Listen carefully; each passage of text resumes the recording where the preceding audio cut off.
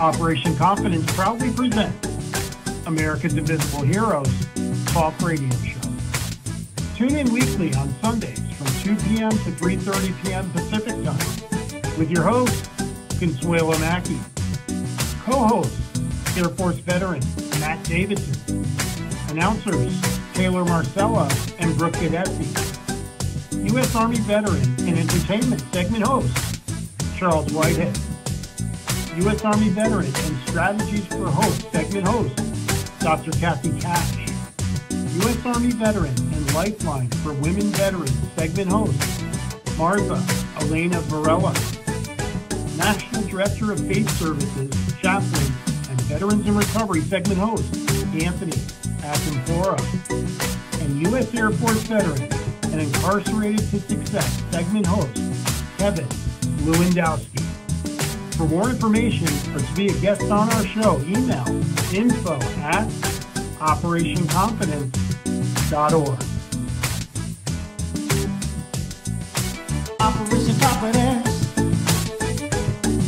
America's invisible hero, invisible hero.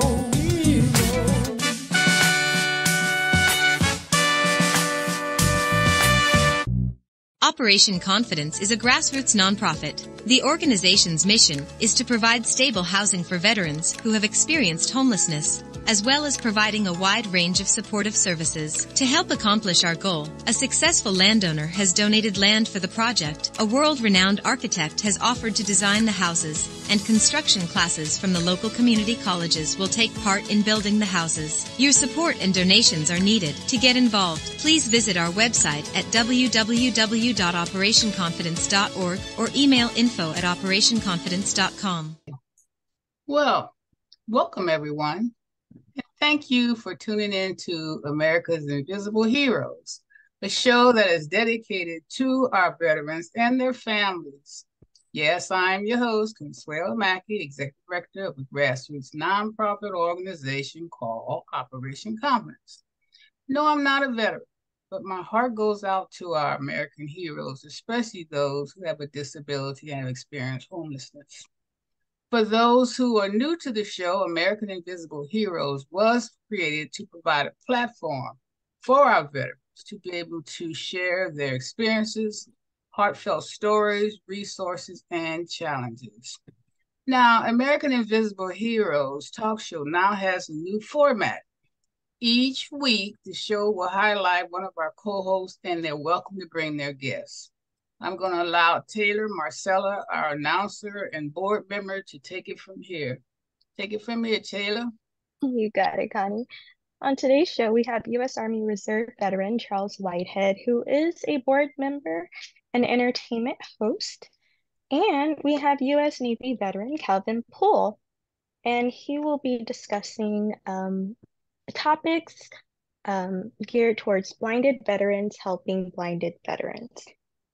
So let me tell you a little bit about Calvin Poole.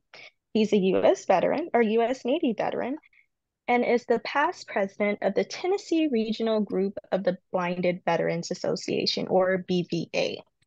He is currently the Secretary Treasurer for the Tennessee Regional Group of the BVA and Regional BVA Ambassador. He is also the chairman of the BVA for the Golden Age Games.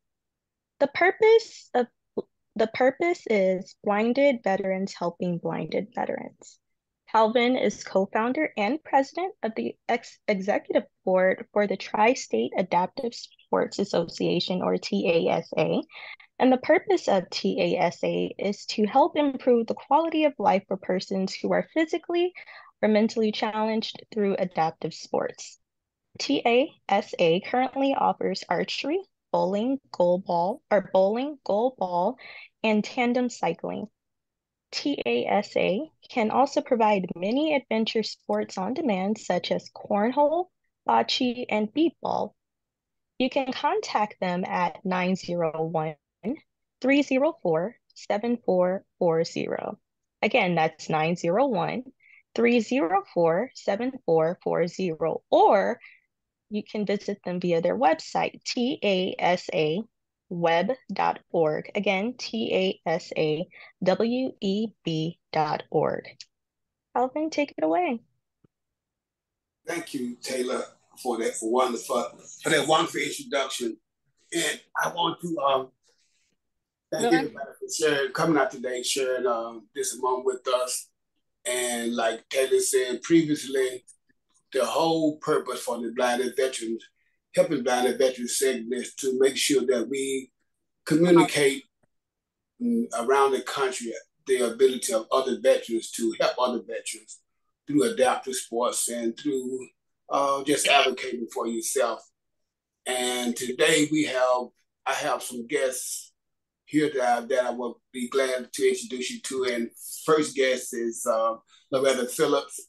She is the president,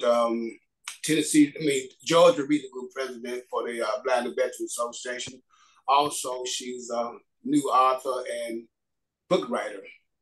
And also today we have Mr. James Bonds from my regional group in Tennessee, and he's an entrepreneur, and he's going to share some of his stories with us today. And lastly, we have Ken Harvey, a friend from from Virginia area. That's a chaplain for the Blinded Veterans Association, and he's going to share some thoughts and opinions that he may have about blinded veterans, helping blinded veterans. And at this point, I would like to introduce Loretta Phillips. Loretta, if you want to come on and introduce yourself and tell us a little bit about yourself. Hi, I'm Loretta Phillips, and I am the president of the Atlanta chapter of the Blinded Veterans Association. And I joined the Army in 1989, and I exited 1996. So I had a little over 7 years of services. I wrote a book, and it's called The Story of Me, Saved by Grace. And I've always wanted to write a book about my life, but I never thought people would be interested in it. But it turns out I've got a lot of feedback, and a lot of people say this is a great book. So I hope everybody can get a chance to read it. The book is about some of the traumas that happened in my life, and it shows how God brought me through it, even when I wasn't even aware that he was still with me. Now, today I know he's with me, and he's with me always. So anything else in our chapter, the things that our chapter is involved in right now are, I became president of April of 2022. And since then, it's like our chapter had to start from scratch. So we have the process set up so that when our term is up of our officers, that the next set of officers will be able to just step in and carry on and keep our chapter running. One of the things that we started out with a coat drive, and we collected over 100 coats to be donated to the Atlanta Center for Self-Sufficiency, and it's called ACSS. And some of the other things that we've done, we've had a sock drive recently in June of this year. We had two of our members walked in the Peachtree Road Race on July 4th and completed it. So all of that is on our website. We also have PSAs that's on KBCN TV. They play the PSA for our chapter every so many times a day. Also, we have a blanket drive that's going on now. Blanket to blinded veterans and other veterans in the community. All right, thank you so much, Loretta. Does anybody have any questions for Loretta? I would just make a comment. I'm not such a fast typer, but she started out in great. So I'll say that that prayer that I was offering or was requested offer has already been presented, because my note, I just sent it across. It says, Ms. Loretta's grace is through our faith. Your book offers prayers in motion. And so I'm an author myself, and I understand when we write something that sometimes we think it's not emotional enough, or we think someone else is not going to apply. Any story that she put forth, Ms. Loretta, is a story that needs to be heard. So I'm proud of you for going beyond yourself and finally getting that out. I mean, we just have to keep doing it. So pat yourself 3 times, and we'll see if we can't call Hollywood and get you an Oscar. That's Well, right. I do want you to know the book is also about forgiveness, being able to forgive. I heard you when you mentioned the book. I was going to interrupt and say we didn't get prayer, but you gave prayer. See, some folks, they don't hear the whisper of the Lord, and the Lord hears you anyway. So you can sit there and hold on to whatever thought to yourself, and you can keep it to yourself, but the Lord sees and hears you at all times of day and night. So you gave prayer for the opening session here, not intentionally, but you did it anyway. And clearly for me, I could feel it. I got a little bit of a shiver there, because the Lord is always sending a message. All we have to do is listen. So your message was well received. The only thing that I would ask that you do is maybe punch something into the system so I can get a copy of your book. Okay. That's right. The book is available on Amazon, and it's available on Apple. And you can get it in digital format. I tried it, and I was able to order it and from Apple, and it reads to me. Oh, that's wonderful. That's good to know that, Had a copy. It's on Apple, you said? Yeah. It's on Apple. Yes, ma'am. Yes, sir. What was the title again? The Story of Me, Saved by Grace. Beautiful title. And how I came up with that was, I told my husband, I said, I want to write a book. He said, well, what's it going to be called? I said, The Story of Me, but I knew it needed another half. So one night I was asleep, and I don't know if I was dreaming or what, but I heard the newscaster say, Saved by Grace. And I said, boom, that's my title. That's right. That's beautiful. God bless you. Keep up the good work. You said the newscaster, news coordinator mentioned that to you? I was listening to the news. The TV was on, and I thought it was the news. I just heard someone say Saved by Grace. Wow. Well, then you got the word. I got my second half of the title. Yeah, that's oh, there it is. Yeah. Okay. Connie, do you have any questions for Loretta? We have had a few questions for her, but she's sharing the screen right now. But I know, Taylor, you had a couple of questions yourself, didn't you? How long did it take for you to write this, to write your book? Say again? How long did it take for you to write your book? I started in March of 2021 and completed it September 2021. And I also published it on my wedding anniversary, September 15, 2021. Oh, wow. That was quick. That was really quick. Yeah, that was quick. Okay. So do you plan on writing another book? I've been thinking about it, but I would like for it to be some kind of funny, like the stories of some of the stupid things I've done in life, and then that makes people laugh. Not necessarily stupid, but I say funny things in life. Why don't you tell us one of those funny episodes now, real quick? Oh my goodness. Well, one of the things y'all may not think is funny, but it was funny to me. I used to work at this bank, and I had my own team, and adherence was a big thing. That's the amount of time you're on a call. And we were telling the representatives, and, because everybody kept getting off the phone, jumping off the phone. So people had to wait a long time. So I told them, okay, the only time you can get off the phone is to go on your break or your lunch. And they said, well, Miss Loretta, what do we do if we have to use the bathroom? I said, pee in a cup. And I just walked away laughing. I walked away laughing, and next thing I know, I'm hearing from HR. Oh, that's so funny. Oh my goodness. It was funny to me. Wow. What did you and your readers take away from your book, do you think? The book, writing the book, it gave me a sense of peace. And I've had a lot of readers tell me that some of the things that are in my book, they went through the same thing. They just never had enough nerve to talk about it. And they're glad that I talked about it because it kind of helped them to be able to open up about it. Oh, that is so precious. God bless you. And you say you're going to come out with another one soon, right?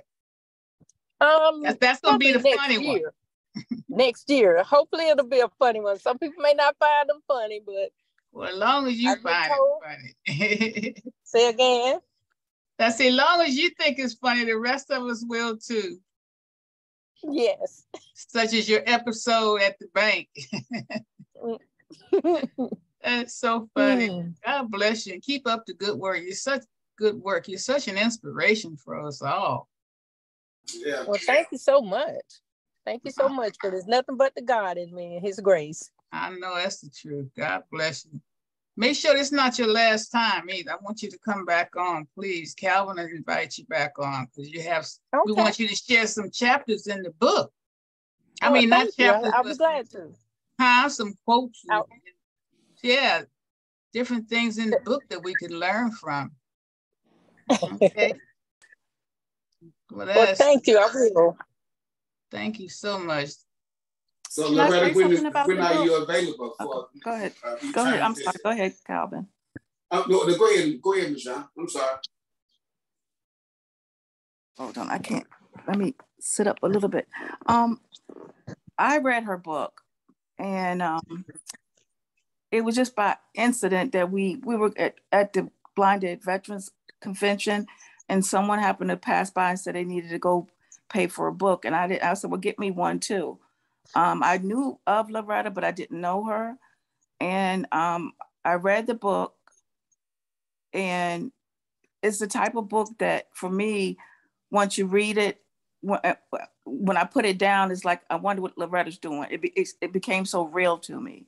Briefly. And now when I talk to her on the phone, it's like I've known her, because if so many things that happen in the book, I've gone through too. And then some of the things that she put in the book is so personal, but she made it real, and how she overcome obstacles. And it goes back to remind us how dysfunctional some families can be, and how you can overcome dysfunctional, people being dysfunctional, and the hurt that our own family members can do to us. And that's when she talks about forgiveness, to be able to forgive when you being hurt by some of the people that you thought were supposed to be there for you through thick and thin. I like that. And then we always talk about military sexual trauma, and that comes up in her book. And of course, for me, because I'm a victim of that too, it hit home, but it makes me even want her to go back and open up the case. Things like that is like, why do we allow people to still get away with that? And how we as women tend to be able to bury it, and not like let them stand up, or either have to pay for what they've done. It just seems like they got away with it. It just seems to me that there's so many of us out there, and to know Loretta was one of those too, it kind of even made me get closer to her as a blinded veteran, as a female veteran, and experiencing the same things that she experienced in the military. But I encourage you guys to write the book. I really love the book. She asked me to tell her some things about the book after I read it, but it's I guess heartfully written, I can say. She spills her guts in it. And one of the things that I think Loretta before you guys read it, is how she went through meeting her husband, the love of her life, and losing him in such a short period of time. but losing him physically, but you can tell that he's there for her. She's still in love with him, and she's still in love with, they both still in love with each other, I should say. That chapter, she writes about it, but it didn't close the chapter in the book. How she talks about her husband, Percy. And for those of you who don't know, Calvin actually knew Percy when she, back in the day, and he could tell you more about that, but that's kind of how it started. And I didn't even know Calvin knew Percy, her husband who has passed, but it's a small world. But I encourage all of you to read the book, and I can get you can read my copy if you like, or we can get you another one, Mr. Harvey. No, that's all right. My wife has a women's group. They do sometimes weekly, monthly readings. So I'm going to buy 10 copies and give them to her. Oh, bless you. We all need one. Get a copy. You said we can get it on Amazon? Amazon and Apple. Yeah, some of the things that Michonne articulated, I think we've all gone through some of those experiences. I know a few of them she hit on that I sure have, and I really want to read it, you know? Thank you. Thank you. Michonne. And I met Loretta through her husband, like Michonne said. Percy grew up with me. We used to call him Pug. He always so delightful and always happy all the time. And I met Loretta at the Georgia State Convention. And Percy told me that he was going to ask her to marry him. I didn't know he was going to get on his knees in front of the whole band, but he did. So it was remarkable, yeah. So that's so beautiful. Yeah.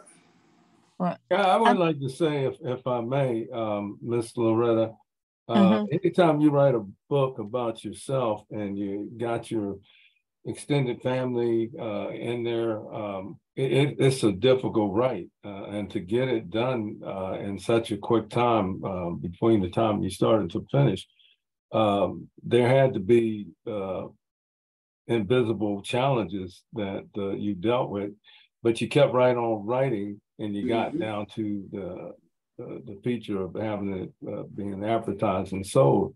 And I guess my question would be, how do you feel about all that? You know, chasing stories from when you were youth to where you are now, and some of them are just absolutely painful and difficult.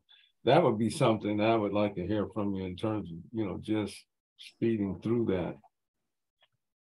I really didn't speed through. It seemed like a short time, but what I did was I sat down and I did recordings. I talked everything out, everything that was in my head and in my heart. Right. It was recorded, and then I had an editor go out and type it up for me. Oh, that was so good. We're gonna have to get one and show your flyer one more time. Did you have it, Taylor, on to share on the screen? Yeah, I just found it online. So the book, let me. Yeah, we just had it on the screen for a second ago. Yeah, hold on. Let me pull it back up. Give me 1 second. And sir, some of those things that I talked about in that book, yes, ma'am. I feel I had been holding on to for years. And it was time for me to get it out of my system. Right. And once I finished the book, I had such peace of mind. And everything I went through, especially with my husband, though things happened the way they did, I wouldn't change a thing. I would not change a thing. Because that was and is my heart. Yes, right. You know, I use the word speed through, but what I meant by that is that you executed what seems to be an extraordinary tale of stories about your life in such a way. When you express yourself now, you may feel some indication of pain of what you went through, but it's not in such a way that you seem bitter. You've taken this thing and you put it together in such a way that you're telling a life story, but you're healing at the same time. Exactly. And that's because I realized I haven't always been saved, and I'm pretty sure most of us can say that. I haven't always been saved. So when I decided to give my life to Christ, I gave my life to Christ. And when I had a chance to sit back and reflect, it made me realize how many times he has been there for me, and I didn't acknowledge him, nor did I respond to him. So it just made me realize that, and it gave me a certain peace about myself. Right. I That do is so too. beautiful. Well, God bless you. And we can't wait to read the next one. You're going to come back on the show and share that one with you. But in the meantime, I think we're all going to purchase it. It's important. Well, thank you so much. Some of the things that Michonne hit on, a lot of us are going through it in our own families. So I totally understand. But I thank you so much. You've been quite an inspiration. Thank you. Calvin, you want to go on to your next guest, or you have something more to say? Well, one thing I just want to ask Loretta whether she's available to come back onto the show. Am I available? Yes, sir. Okay, I'll talk to you offline about it. Okay. Be Okay. safe. Have a good day. Thanks for coming on, Loretta. You're welcome, and you all thank you all for inviting me, and you all have a blessed day also. You as well. No, thank you. Okay, and you're on your way where now in the car while you're being interviewed? I'm headed to Rock Hill, South Carolina now. Wow. And from where were you? I was in Monroe, North Carolina. I had to go to a homegoing. Oh, okay. See that? There you go. You're on the road, girl, interviewing at the same time. I love it. Life doesn't stop. That's right. That's right. Thank you so much, Loretta. God bless you. You're welcome. And tonight I'm headed back to Georgia. All right. Just be You're a safe. busy girl. Y'all be blessed. Thank you. Thanks, too. Thanks again. Bye-bye. All right. Calvin, you going to introduce your next guest? Yes, ma'am. Moving right along. My next guest is Mr. James Bonds. Like 007, but this 0007, Mr. Bonds. I met Mr. Bonds, I think last year. He's one of our newest members for the Blind Veterans Association here in Tennessee. And I thought some of the stuff that he was doing was just outstanding. And I wanted him to come and share it with the group and with the rest of the blind veterans around the country. So without any further ado, I'd like to introduce Mr. James Bonds. And Mr. Bonds, you can introduce yourself to us. Thank you. Thank you, sir. Thank you, Mr. Poole, and thank you, my fellow veterans and countrymen. Mr. Poole said my name is James Bonds. I live here in Ripley, Tennessee. Recently relocated back to Ripley. I was born and raised here, and I've been in exile for 53 years in the Northeast. I am a Vietnam era veteran. I did my basic in Fort Campbell, my AIH in Fort Knox, and I spent my active duty in Germany. After Germany, I moved to New Jersey, where I worked in corporate America. I left there and I moved to Ohio, and I spent the last 40 years in Boston. So it looked like I moved every time the rent came due. But I decided to come back home 3 years ago. I am a victim of the immigration system here in Tennessee. Ripley is 54 miles north of Memphis. I finished high school here in '68, and the mass immigration was done in 1970. The high school that I attended, the Black High School, it is sitting in disarray ever since 1988. Once they closed the high school in '69, they turned it into a elementary school. So one of the projects that I'm working on now is that we have gotten that school on the historical registry. We have incorporated an association that are looking to build that school and turn it back into a community center.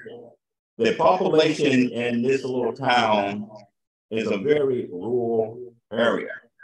One of the things that drew me back here, other than being raised here, the young people, they are suffering here. They're falling by the wayside. Less is finishing high school, going on to college than they did when it was back in the 60s.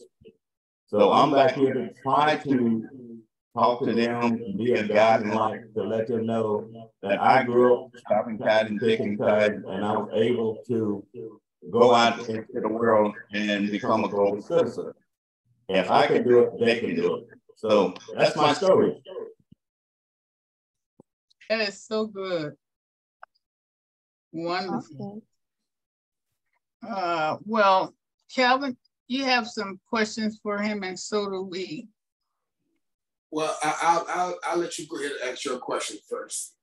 Okay. I know him very well already, yeah. Right. But we don't, Calvin, we don't. Oh, well, I'm sorry, David. Yeah, tell us about, yeah. Well, like I said, I met Mr. Barnes last year, year before last. Last year. And so the relationship is rather new as well. So, but I just enjoyed the fact that he came back home and worked in that community to help build the economic situation that makes up in the community. And at the same time, reach out to our children, because our children right now need so much help from us. And it seems as though we are sometimes afraid of our children. And it just was inspiring for me to hear him come back into the community and try to inspire those young people to go back to school and do something, be successful, and be what God intended for to be successful. Wow, that's beautiful. Yeah. So go ahead, Connie. What hobbies do you enjoy in your downtime? Well, I really don't have any downtime. Okay. I'm working harder now than I did when I was in corporate America. And what are you doing in corporate America again, you said? I was in IT. The last corporation that I worked with was Polaroid. Say that again? Polaroid. The last corporate company that I worked for was Polaroid. Oh, okay. And prior to that, I worked for Point and Glass. My career is computer IT. Oh, wow. And I own my own testing company. So their needs are so great down here, and I'm trying to be approachable, so I don't have downtime. Okay. So people can reach out to me whenever they need to, more or less. Right. I understand. That's amazing. And can you tell us a little bit more about your job description? I mean, do you have a big employment base? I mean, of employees under you, or what? No, I'm running a not-for-profit, and the membership is anyone that attended the high school. The high school was built in 1904, and the last class graduated in 1969. So what we say, anybody that attended one day in that school is an alumni. As you know, if the last class finished in 69, so the membership is pretty old. Probably the youngest one in 69 is probably, 72, 73 years old? Oh, wow. So my staff is all volunteer. Oh, wonderful. And your nonprofit, can you describe a little bit more what it's all about, your nonprofit? The nonprofit is to bring the alumni together, let them share their time, talent, and treasure with the young people. Because they are the grandparents of the kids out here that's gangbanging. Right. So we want them to tell them, how we grew up, and that educated system, which was it's a Jim Crow system. But out of that school system, we have leaders, we have judges and doctors and lawyers that came out of that Jim Crow system. So the alumni is to tell our young kids how to take what you have and make what you need out of it. So one of our biggest activity is to regain that school and turn it into a community center. The school is located across the track from most black schools were located back in the day, and it's in a food and desert. It's in a food desert. So we're trying to bring some life back to that building. Oh, that's beautiful. And What- some what of your about- some of Yes. your some of the prominent graduates, do you have them to come back and talk to the kids? Yes. Yeah, Labor Day here in Ripley is it's a big thing. We had our 100th year Labor Day parade here. Yes, they do come back. But you know, it's hard to let the kid understand that I chop cotton over here $3 a day, big cotton, I think 3 cents a pound. And as through my career and some of the things I've done, I've also been able to bill out $150 an hour. That's inconceivable. Because I had Can a you consulting repeat firm. that? I didn't understand the last thing you said. Can you repeat it? I try to explain to the young people that I chop cotton for $3 a day, pick cotton for $3 3 cents a pound, Oh, and through my career, I also had a consulting firm that I've been able to bill $150 an hour. So that's unconceivable for someone that doesn't see education as the parachute to get them to the next place. that is beautiful. God bless you. And so you mentoring to the kids to let them know from where you were to where you are now, right? Yes. Mm-hmm. That's amazing. And do you have any successful graduates, like you have a award ceremony, a scholarship ceremony at the end of their tutelage? We do we have a lot of success stories. But one of the persons that was in my class, she graduated from LHS. She went on to Tennessee State, and she graduated from Tennessee State in 1971 as Mrs. Brain. And she was the first one from this school, from this area to get a full ride to Harvard. And now she's a doctor, but she just retired for the CDC in Georgia. That is beautiful. God bless what you're doing. Yeah, and Brother Barnes, how difficult was it for you to get the building back on a historic landmark? Was it difficult? It was fairly difficult because we have to do paperwork, and that's one of the things that we kind of shy away from doing paperwork. As of yet, we still do not own the building, so I'm in the process of now working with the city for them to take the building from its other owner by eminent domain. But to get it on the historical register was fairly easy. Well, it probably took me about a 3-year process. I started when I was still in Boston. Mm-hmm. It's a paperwork process. Yeah. Right. Wow. Well, you'll get it. You're determined. Mm-hmm. So what about the renovation and the modification of the building? You doing it on your own as well? I'm waiting on a letter from the Historical Society. I met with Dr. West last week. And once we have the building in our ownership, the Historical Society have grants that will restore a historical site. Right. That's amazing. That's beautiful. Well, God bless the work that you're doing and continue on. And please come back and share with us some more of your accomplishments and maybe bring on some of your successes of the kids, some of the kids that's learning from your center. That would be great. Encouragement. What'd you say, sir? I didn't hear you. I said, thank you. We need encouragement. That's right. Exactly. Well, you sure are welcome. And we really appreciate what you're doing. It's quite amazing. So, okay. So, Calvin, you gonna move on to your next guest? And before I do, I left out, omitted one thing from Mr. Bond's repertoire. He also worked with the American Legion, and Dr. Harvey, this might be a good contact for you for the rebuild of your American Legion group. Yeah, so I had a question, if I may ask. Sure. The gentleman, Mr. Bonds. How receptive are the kids in this approach to revitalize the area down there, this particular school? I mean, what do they say about that? When you're talking about the kids, are you talking about the kids of color? Well, I mean, to me, I talk about all kids. Well, one of the things, I left here in 1960. I went off to college.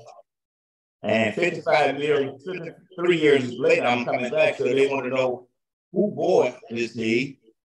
And why does he think he knows anything? He went to Boston State 5 days. Now he thinks he knows everything. So they are lower, who is he? And so they're a little afraid of him. Right. I asked that question for a reason. When I listen to other people talk, I make little notes. And one note that I made here was home versus return. And I share with my community and those that I come in contact, and especially my kids, they're adults now. I said, there's a purpose for leaving home, and there's a purpose for coming back.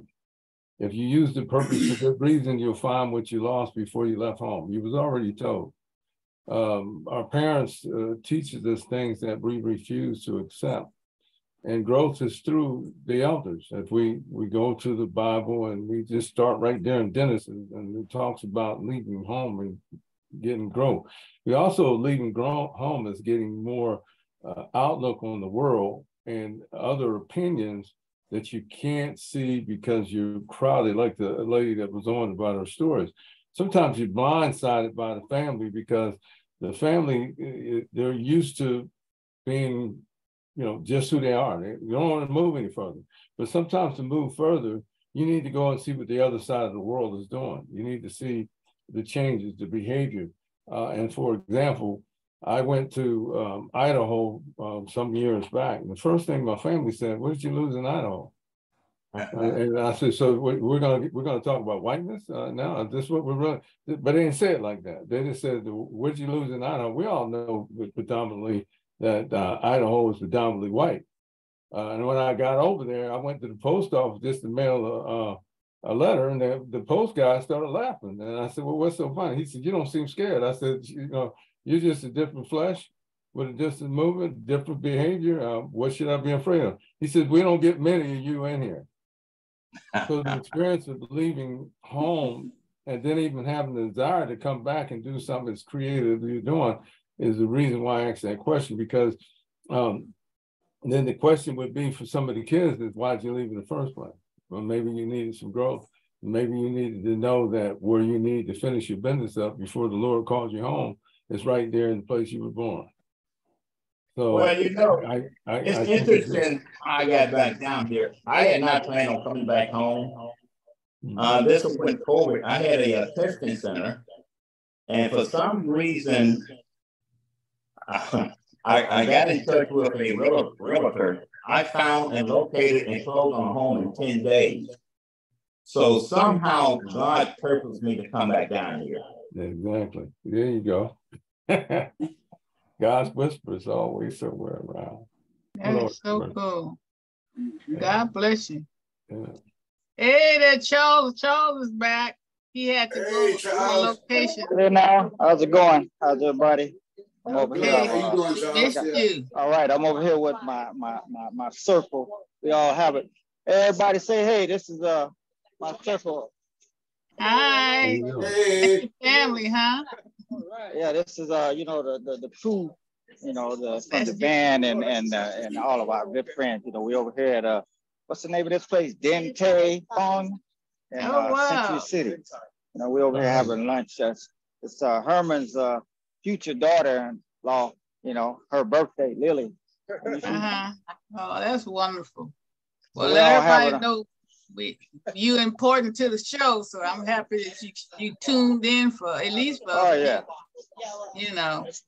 to call in and check in and see, let you guys see I'm still out here doing it. Yeah, he's still with us. He misses you guys. Calvin, you're gonna move back over. Yeah, our last guest for today, he's okay, I'm gonna go ahead and let you guys go. I just wanted to check in with you and let you know I listen in. I'm gonna be listening the rest of the way. Okay, cool. Thank you, Charles. Right. We'll call you when we need you. Okay. All right. I'll take care. Bye-bye. All righty. Our last guest for today is not a return guest. I mean, he is a return guest. And that is Pastor Ken Harvey. from Richmond, Virginia.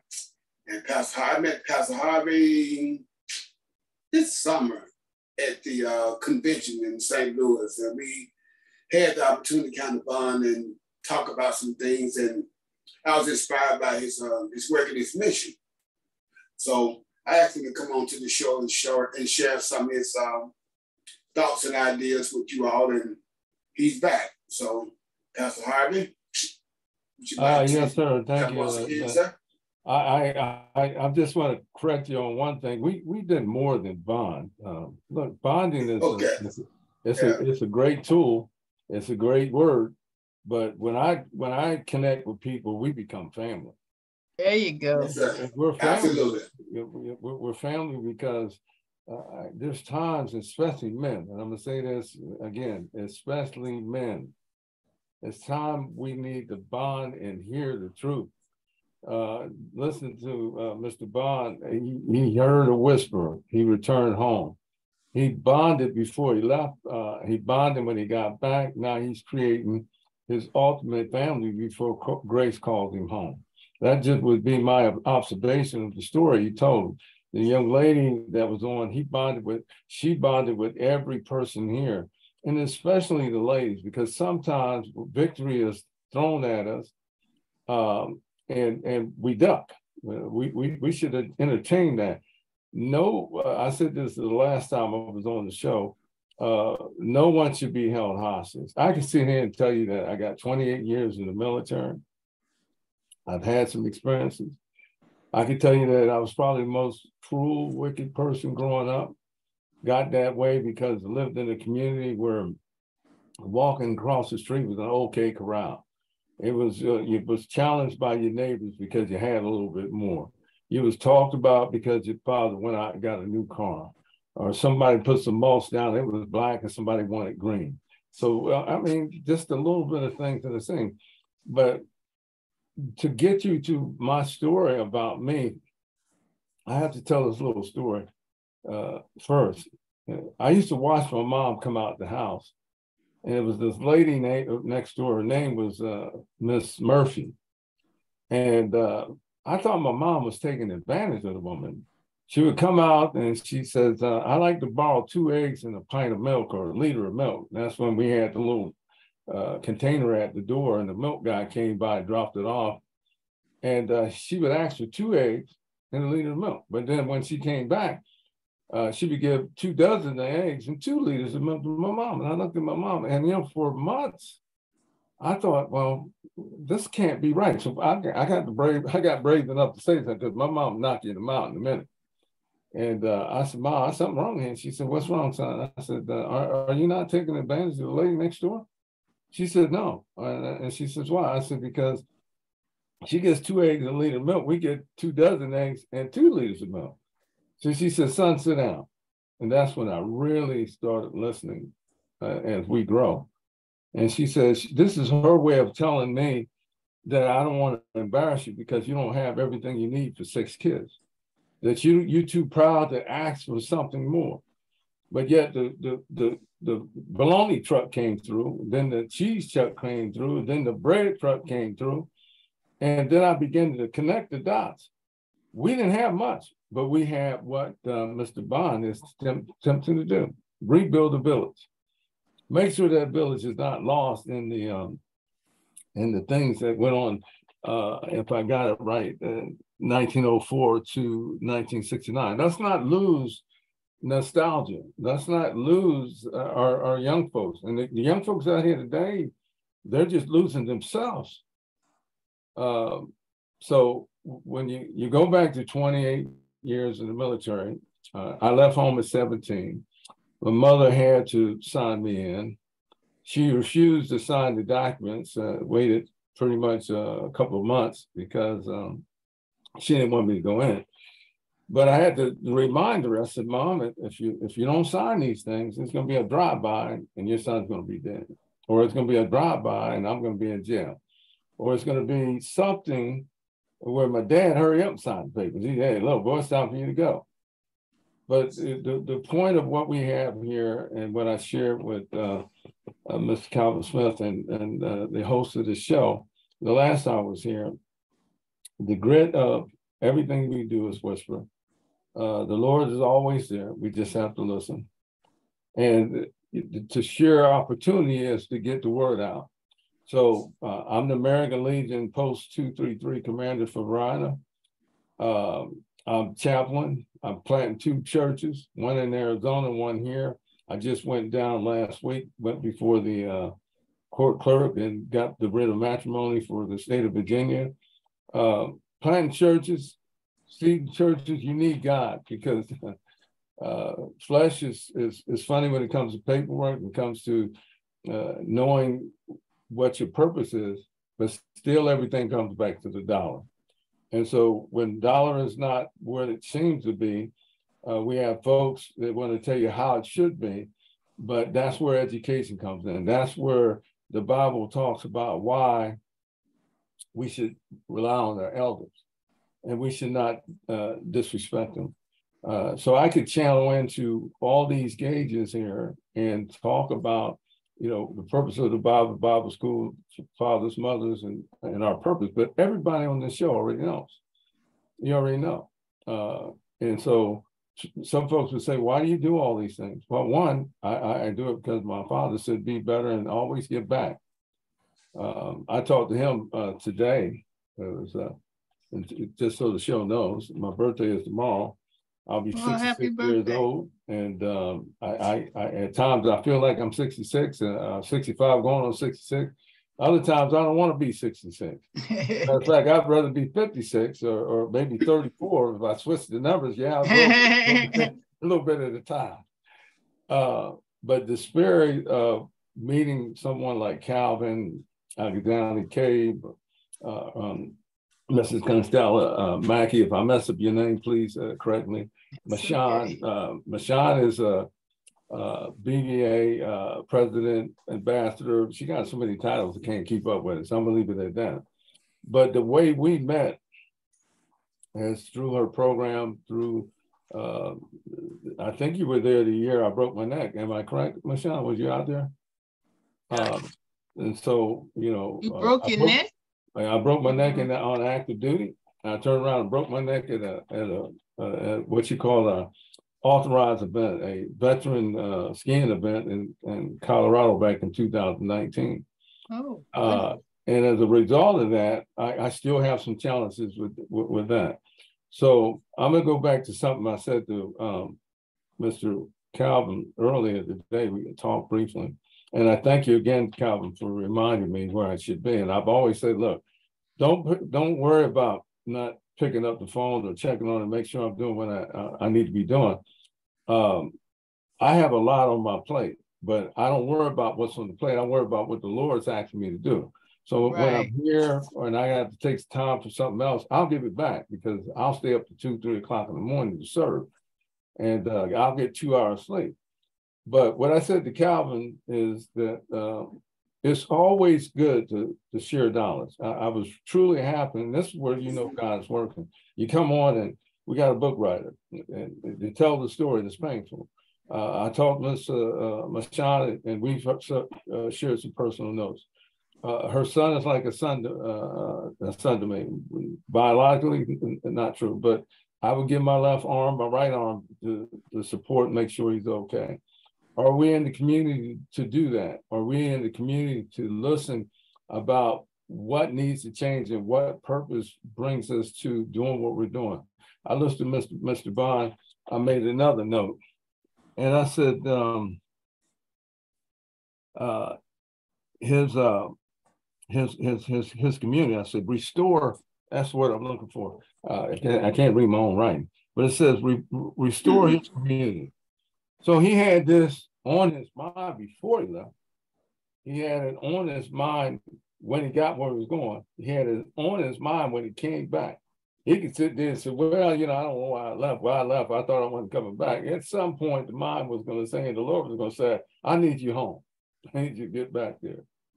And so, with that said, the reason why I am who I am, and I work to serve the communities in a broad manner, and I'm in different associations because I use the word collaboration. So for me to be able to collaborate, you need shows like this. You need to come over and tell the story. You need to talk with other folks and get ideas from them. You need to ask them, is there any way we can serve each other? So one of the things that I want to share with all of you right now, I took over as the commander of American Legion Post 233. I took over as the chaplain of the BVA, Blind Veterans Association. And the first act of business for me was to get the two organizations together. How do we change things in our community? You need to create, this is just my opinion, don't have to own it. You need to create curiosity. My mom always said, and my dad would say, curiosity kills program. So with that said, when you see an organization that's well-sighted, most of the people's is sighted. Another organization where you're dealing with mostly blind, low vision, whatever, they say, well, what are those two organizations working together for? Well, you create curiosity. When that curiosity is heard or seen, folks come over, and that's when you get to tell your story about your organization and why you're sharing it with folks that are walking around. And I'll use the White Cane Day that's coming up for the BVA. You know, they need canes, I need a cane. They need a white cane, I need a regular cane. So I need one for mobile support or mobility support. Others need to find a way around. And sometimes the blind shows aptitude and a disposition about themselves that sometimes make you wonder, should we all be blind so we can be better people? But then I've seen some things that would share with me that they have the same problems we do as folks who have 100% sight. But what I've learned is if I want to create curiosity and I want people to see what the blind can do, I need to get out front with them. I need to show folks that just because you're talking to somebody blind, low vision, you're not going to turn blind. The reason why I make that statement, I talked to someone a couple of weeks ago, and I asked him why he wouldn't associate himself with blind veterans. He said, well, I might get blind. I had to pause. Matter of fact, I had to turn my head a couple of times because I wanted to go back to my street thinking. I said, no, that's not what he needs. You know, give him time to pray for him. But organizations out here, sometimes we do it alone. We don't do enough getting together and share how we can become one conglomerate effort. And I'm not asking you to change your mission. I'm not asking you to change your vision. I'm asking you to come together and be better than money. You know, look, we got a president out there who's left the office, but he left a trail of mess behind. But is it because of his personality, because of this, that, and the other, because he's rich? He could be all those things. But if you bring an organization, a group of organizations together with overall objective to fix something in the community, fix something across the world, I'll just go back to the PAC Act. The first time I seen a bunch of organizations in one place, and the USO president was on national TV, every other word was, they had to beat this. He was just disgusted about the Congress and the Senate pulling back on the deal they had made. They couldn't get every other word but a foul piece of language. But then who was standing there with him? He had USO, he had BSW, he had the DVA. There was at least 3 organizations standing with him. They may not like what he was saying out of his mouth, but he was basically telling the world, I am tired and sick and tired of being looked over as we protect this nation. And all of us here in this room, we protect this nation no matter what we do. Ms. Consuelo will tell you at the next show, I'm not a veteran. I told her at the last show, you are a veteran. And she'll always be a veteran in my sight, because take up arms to put a program like this together and serve the veteran. You're a veteran, and you know, you can call it milestone. You can say, well, that's just that disposition. You are a veteran for the veteran and their family. So right. I'll kind of shut it down from there and say that I'm everything that I am because of my parents. I'm everything that I didn't want to be because I left a community that was troublesome for me. And I have 2 daughters, both from one is 56, the other one's 46. I got 4 grandchildren. My mother and father are still alive. My mother just had her 86th birthday on the 28th of this month.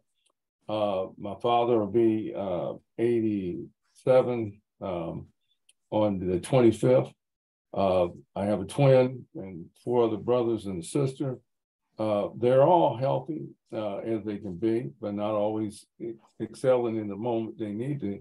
But I've had parents who shared with me that in order to be seen, do what's right and stick alongside God. Be the footprints in the sand. And I'll end that and turn it back over to you, Mr. Calvin and Mrs. Consuela, and hopefully I've shared a piece that will generate the collaboration. You know, you've been beautiful. I really appreciate everything that you said. And I shared with you before, and I have to share again. And I thank you for acknowledging that I may not have been in the military, but I am a veteran, especially that I have my heart. And I mean, you have no idea the years and the sacrifices that this little organization has had to make just to help our veterans get off the street. I mean, here in Los Angeles, I don't know anything about where you're from, but it's just sad to see them living out of wheelchairs on the streets. And God has put me on this mission. I'm like with Taylor and with Charles and a few others on our board, we're just like a one power, just trying to make it work, you know, and it's all under God's work. And I really appreciate what you've said. And I know that Calvin is here and Mashad and Vice Mr. Bond, and we just need to have a collaboration, like you said, because here in California, I don't know about where you are, but it's a lot of folks that have been wonderful to Operation Confidence, such as donating 10 acres of land for us and architects who want to help us, but to get that infrastructure together and to make that connection with veteran organizations and so forth has been a challenge. Now, I know that there's a lot of African-American veteran associations, but for some reason, we just don't get the support. And I really need you all's leadership and help me.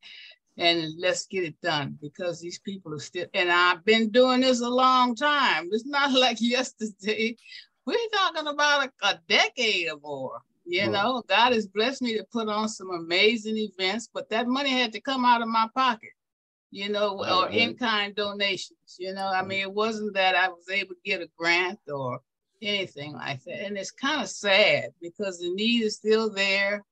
And here it is, somebody out here, such as myself and my crew, that's waving this flag to help us, but it's really been a challenge. And Lord bless me to put this show together. And ironically, we got several 100,000 or so listeners and viewers and so forth. So we're excited about that, but we need help. And I want to collaborate with I know I got Calvin's back. I know I got Mashad, but I need to collaborate with all y'all. Please. I hear you. One thing I want to roll back to, I missed the person there. How do you pronounce your name, Mrs. Richardson, your first name? My baby girl. Taylor. Yeah. Taylor. Yeah, and again, oversight. We should always recognize those who are sitting in power to serve.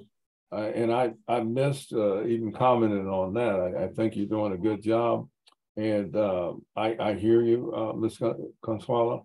And I need to do a better job of figuring out how we can be more inclusive to what you're doing, and then reach out to the folks that I'm reaching out to. And I say that because everybody that's over in my quadrant, we just adopted the 501 Scout Group Troop. The building doesn't even have a bathroom in it, but yet you got boys and girls over there, about 28 some, that's using Mother Nature. We just put a new sign up there. I just collaborated with the Ruizen Club. They're on board. I collaborated with the Verona Athletics Department. Now the Scout troops are opening up the last game. And they'll be opening up the games on the football field next year and into, you know, either they move or give up. I've collaborated with CNF Bank, Food Line, the middle school. They're all attached to my program and my efforts. Now I got folks in the community from different churches reaching out to figure out, you know, how do we do better? I said, well, just get together and talk about it. So what I have to do is connect you to some of those forums that I'll be doing down the road, and folks need to learn more about you and what you're doing. I'd appreciate that.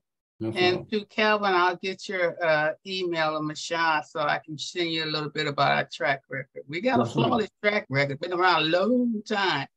But Well, with your permission, I'll add you to that list of names that I just talked to you about, because what happens with me, you know, in a couple of weeks, I'll be down talking with the governor in this area for some other things I got going on with American Legion.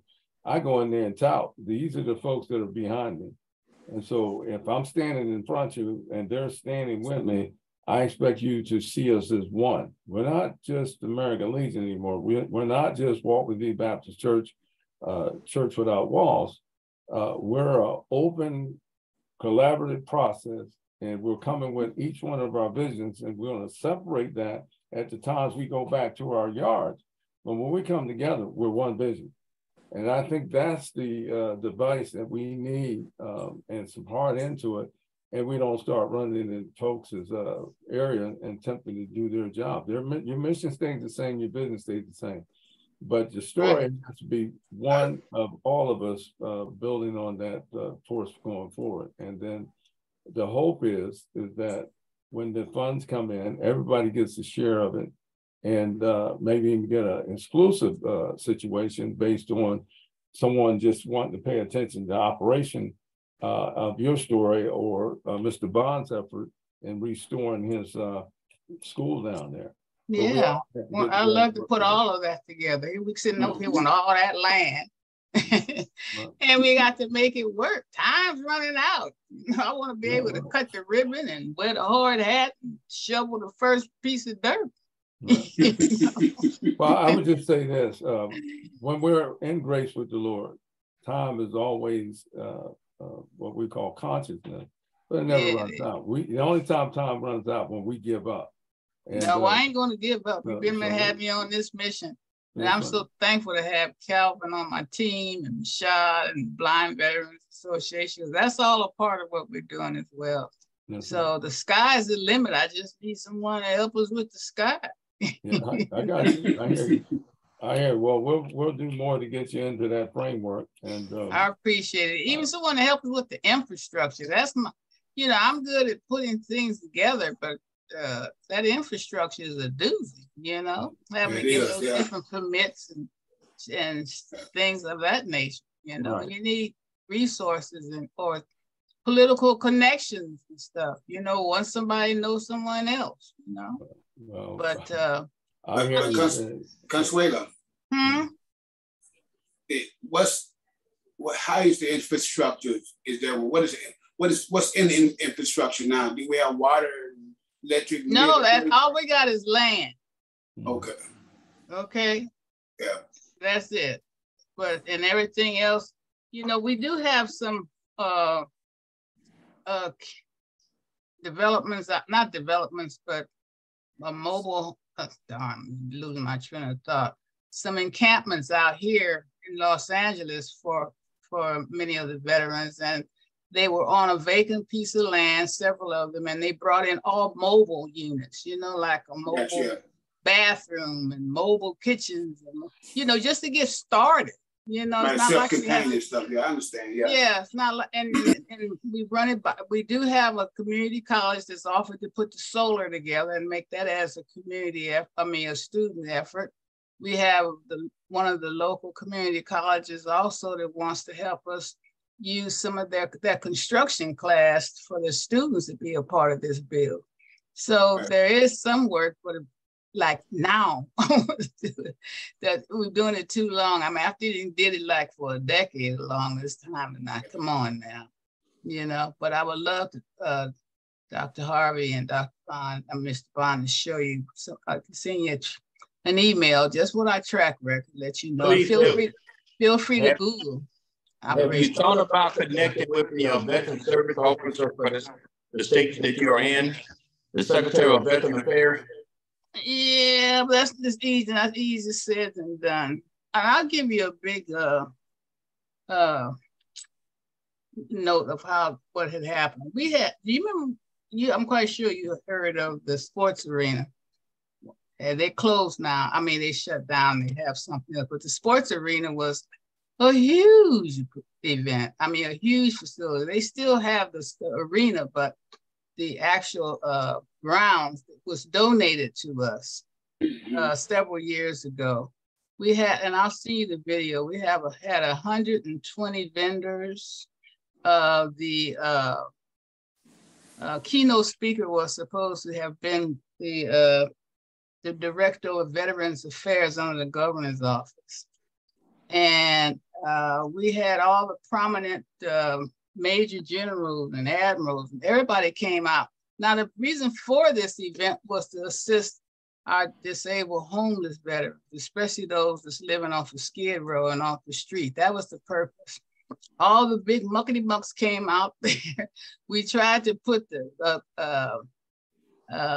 transportation for our disabled and homeless veterans to get there. They didn't come through as far as our transportation source. So, but all the real high rollers came out. Everybody congratulated each other and hugged and took pictures, and that was it. You know, I mean, okay, now let's make this happen. I mean, and it's been continuous like that. You know, and most of the time, if it wasn't an in-kind donation like that facility was donated, if I have something at an actually like a couple of years ago, we had it on the Queen Mary, that came out of my pocket. I couldn't get any support. And to be honest with you, I don't know about where you are, but here, women veterans, well, I'm not women veterans, but women that are non-veterans have a hard time trying to make something work. This is what I found out for our veterans. And it's sad because they feel like, what the heck you doing it for when we could do it? But I need everybody's help. Yeah, it's a true factor though. That's the behavior now. A lot of it's even gotten worse since COVID. Yeah. And so it's way worse. I think just a thought is, again, one of the reasons why I push through to the folks that I've been talking to that we need to collaborate. So collaboration says that we're building a network of organizations, and a lot of the powerhouse folks that are out there, when they see that there's a piece over there with another organization, they have to kind of consider the fact that these folks might want to pull away if in fact we separating something that is good. And once we get there and stand as one great group of organizations with the same purpose, doesn't change your mission. It's the same purpose. We need you folks to get behind us and fund us. Yeah, we just need each other. You know, I don't understand. And I'll move on, but there was maybe about 6-7 months ago, there was this huge, I won't mention the name, foundation that had offered to assist us with our project. They literally have this big, huge warehouse out of state. I forget exactly where it was. And the warehouse literally builds these homes, and then they'll transport those. They partnered with Lowe's and Home Depot and all these to give the free lumber and all the other equipment. And then they have the trucking companies that have donated their time. So they bring these homes to you, okay, and put them on your land and assist you on putting it together. Oh, was I excited. I was just skipping around and just, oh, thank you, thank you. Them folks found out that, and I'm sorry to make it sound like this, but it's just what it is, that I was not a veteran, and the fact that I was a woman of color. And it just changed the whole dynamics. And I'm sorry to say that, but and that's consistent, you know? So God has told me don't stop, and I won't stop because it gives me a feeling of self-worth and knowing Are you incorporated? Yeah. Mm-hmm. Then what you should do is put a veteran head and you be the CEO. Oh, I have that. Then let the veteran head let he or she run the show. Let them put their name on it. Yeah, and that's a good thing to say too, but you know, and I have that, but they're not as dedicated and I mean, we're talking a few, you know, and I mean I can tell somebody to make a phone call today and it may get made 2 weeks from now. I'm sorry to say that. I'm just telling you what's realistic. I'm up like Calvin said, what time do you sleep? I go to bed maybe around 8 o'clock. I'm ready to go at 2 in the morning, you know? So, you know, it's your baby. It's something that you want to see that it comes to fruition to the extent that you want to. But going back to Mr. Bond, the search for, I call it Red October, to have the best person in your position is difficult when it doesn't belong to these folks. And then you ask some folks to come in, because one of the problems I have with the American Legion is volunteer. And so what I've done to sort of curtail that is I've said to the folks, you know, look, first off, I want you to understand this little motto I have. Don't tell me what you can't do, tell me what you can do. Exactly. And so when you can build enough of that, you can work around the behavior of folks who are just going to be lackadaisical. And most of the time they're lackadaisical because they don't want you to excel. And it's your business. You're saying exactly what I've gone through. What I've done in most of the things that I've put there, this, even being a pastor is difficult because everybody that's come to church is volunteering. And as soon as you correct them on something, something that may be harmful to the church, then they want to put out a bunch of bad news. But yeah, it always has to be something that you're ready to defend, but not in such a way to push people away. And you may not think that you're doing it, but for people who don't want to manage someone else's business without having a six-figure income, they're just not going to be there for you. So you have to manipulate the system in such a way that you eventually will find behavior that changes. And I'll just tell you what I tell some of the folks that I deal with. Look, if you want to celebrate victory, come along for the ride. Let's do what you can do, but I don't want to hear nothing about what you can't do. And as everything builds itself up, when it rises, you know, you get a good day from a rainy day. When it rises, people come out. Oh my God, they literally push you off the stage. They want Well, that can happen. But the point being is that we have to get them in a behavior, a mindset that says, this is not about me. This is about me serving the community. Whatever you do. I think I've done that. I've done that, but it's still so often. You know, my biggest joy out of all of this is like, at one time I was on the board of Habitat for Humanity. Right. And I've seen from the inside of how those donations came in. I mean, from equipment to self-help, you know, and it was wonderful. That was one of the main way that I would like to see this project going with. The community they fly in from everywhere, flew in from everywhere to assist this organization. And I know our veterans are sleeping out there on the street. It's just as important. I mean, Operation Confidence has a whole huge track record with individuals with disabilities. That's how we started. I'll tell you that story one other time. I'll look at it on our website. And it was those disabled individuals that broke my heart, where I had to do something to help that population of people. And it was at that time that I learned just how they have to survive. If you're in a wheelchair, no muscle tone in your rear, you have to have a certain amount of cleanliness and hygiene to assist in that area, or you get diseases, sores, bugs, maggots, and so on. So for our veterans, for me to have that track record and to see our veterans living on the street with no cleanliness, no water, no nothing, no food. It's just, what was I supposed to do? Say good. I wouldn't got them some food, but I mean, I couldn't just leave. And the Lord put a kick into my butt and said, you got to help. And I mean, that's what I've been doing. And I mean, don't think it doesn't give me a tremendous amount of inner peace. I have so much peace within what I'm doing, but it's still a very strong challenge. Right. Okay. What I would suggest that you do is put it in a newspaper, get a good relationship with the newspaper, go to your state and county representative and put them on the spot. Sometimes you have to embarrass these elected officials. Yeah, I've been down that road too. I'm not saying that I wouldn't do it again, but I do know about these folks too, them politicians. You know, but anyway, I'm not being negative. I'm just telling you, out of all these years, I think I've jumped through a lot of different loops. But I will continue on, and I appreciate all of your advice, and hopefully we can establish a collaboration. I know we're running out of time, and you all have to go. And I do want to add something before we get ready to close out, that October is Disability Awareness Month. And one of the things that we do in the Blind and Veteran Association, we celebrate White Cane Awareness Day.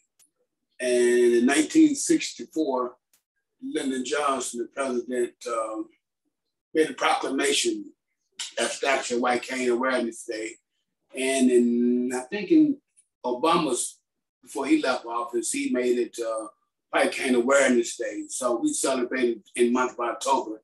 So here in Tennessee, we'll be doing a White Cane Day celebration at the local medical center. And I'm sure it's going to be happening all around the country. So to all those veterans out there that celebrated White Cane Awareness Day, I want to hope that you all have a successful event to bring awareness to the white cane. And make sure we put it on the show.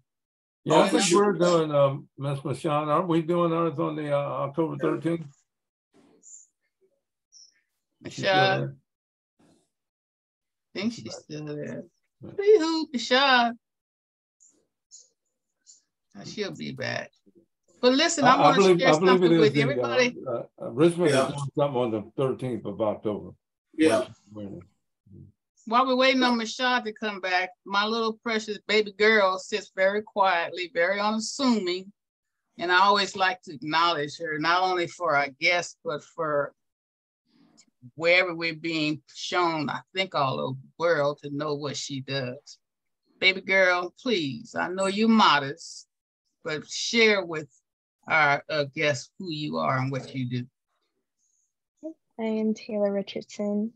I met Connie roughly a decade ago when I was getting my undergrad at CSUN, and it just so happened God ordered my steps to where we were able to connect, and we've never been able to disconnect at this point. Yes, right.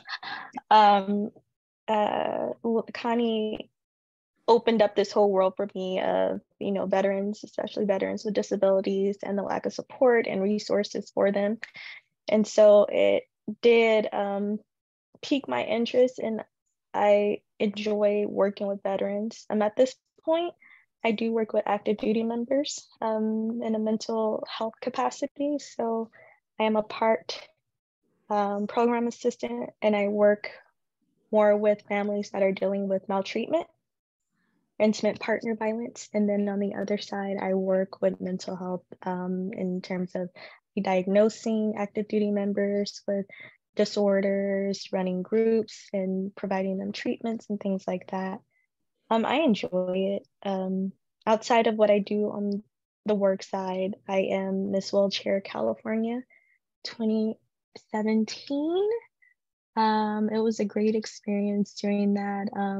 Obviously learning about myself, being more comfortable in my skin, and just owning who I am and what I am able to do and capable to do. She blew right through the fact that I did at Cal State Northridge, where she was going for her, her bachelor's at the time. I was going for my bachelor at the time. I got that, and now I'm actually in school for my master's to be a licensed clinical social worker. So next year, May 2024, I will have graduated with my master's degree, and then on track to getting those clinicals and becoming a licensed clinical social worker. Working and then with going for a doctor. member. And then after, because it's been a rough semester, but that is the goal, is to eventually get my doctoral in social work. So yeah. Can you blow this picture up as much as you can and describe who these military gentlemen are? These are part of my unit. As you can see, obviously I'm the only civilian in this. And I don't know if you see that, if not, describe it. I don't know what kind of plane that is. What plane is it? I don't know. That's on the airfield. And that's her. An F-16.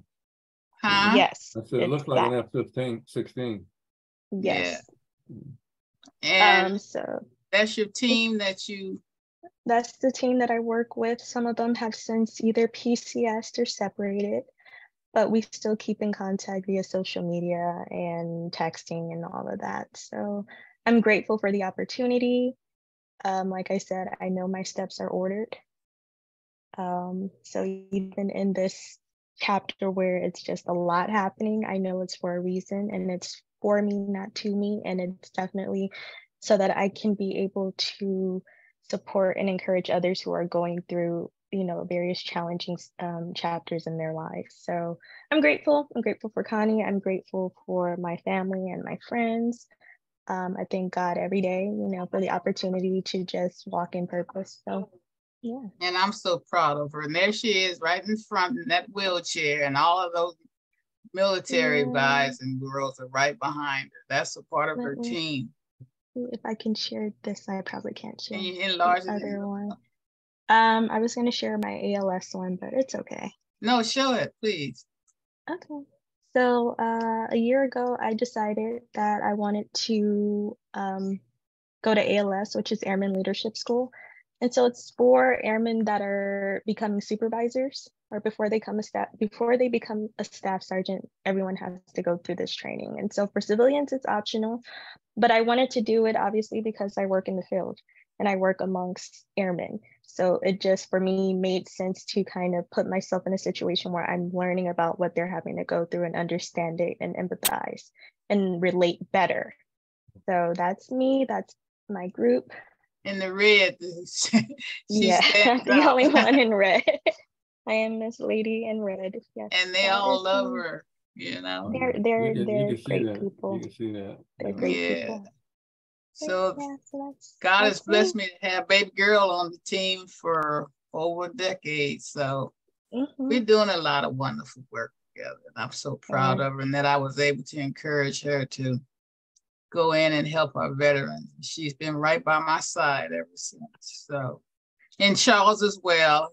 He's dynamic. He's a wheelchair user as well, but he's a dynamic individual that has everything going. He runs a trucking company. I mean, not no little box truck. We're talking that big trucks.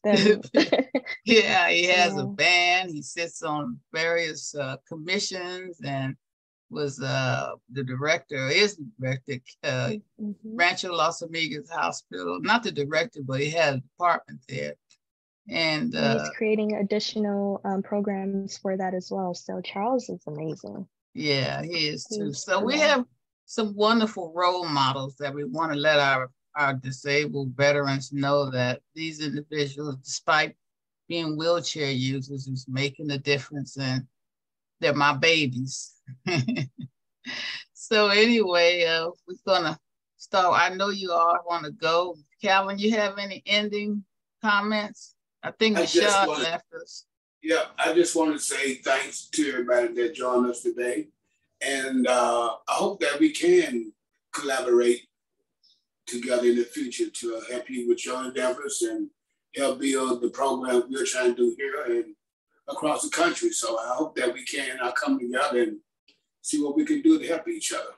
Yeah, please do, because I'm always wanting to learn, and you all seem like you're doing it, and wealth of information that we can all collaborate together, because it's imperative that we have the Blind Veterans Association included with what we're doing, So we're going to make it work. And I really thank you all.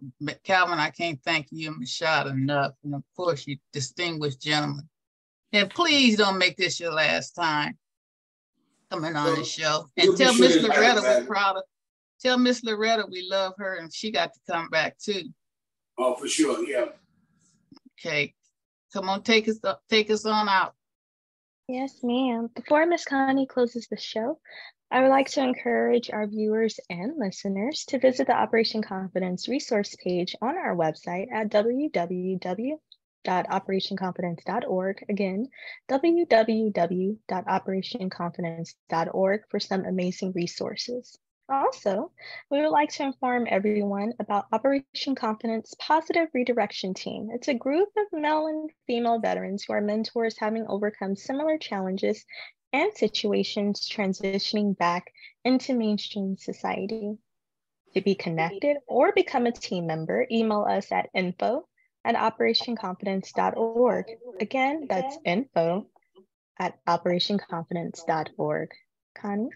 Yeah, and as always, we want to remind our viewers and our listeners that the goal for the show is to raise awareness about Operation Confidence's mission, which is to provide stable housing with a wide range of supportive services, including employment opportunities. So to get involved with our grassroots efforts, please send us an email at info@operationconfidence.org. or visit our website at www.operationconfidence.org. And we're so excited and proud to let everyone know that Operation Confidence today has over 163,000 views. And we have 136,000 subscribers. We're so happy to have that. We thank all of them. We've only been around on the show for a couple of years, so we try to get to that million mark, but we're happy God has blessed us with what we have today. And we want to also let everyone know that we're also streaming on Spotify, Apple, Google Podcasts, as well as Amazon, iHeartRadio, Stitcher. We have our own Instagram and Operation Confidence blog. So we want to say thank you to this amazing group of guests that we've had on. Of course, Calvin, you know you want our sweet babies now, and so is Michelle. We can't get along without you two. And we want to invite you all to please come back again. And Calvin, we're going to see you next month, right? Oh, for sure, yeah. Okay, thank you so much, and you all have a blessed evening. Thank you, same. I'll be on the lookout for your email. Thank you. All right, thank you for having me.